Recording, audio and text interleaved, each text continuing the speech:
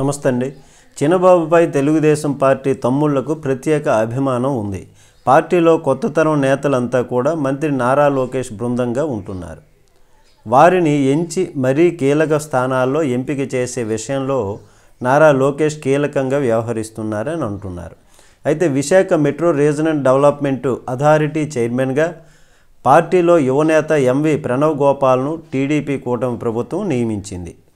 అత్యంత ప్రతిష్టాత్మకమైనటువంటి ఈ పదవికి టీడీపీకి చెందిన యువ నాయకుడికి దక్కింది.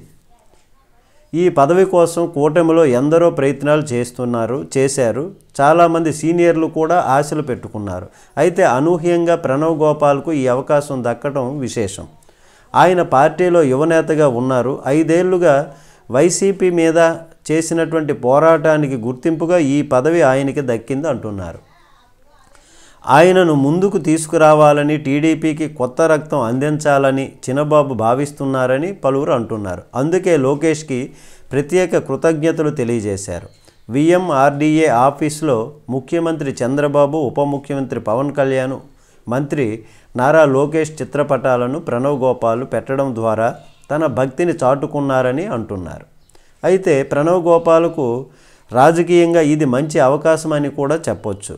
వచ్చే ఎన్నికల్లో యువతకు పెద్ద ఎత్తున టిక్కెట్లు ఇవ్వాలని పార్టీ ఆలోచిస్తోంది అని చెబుతున్నారు.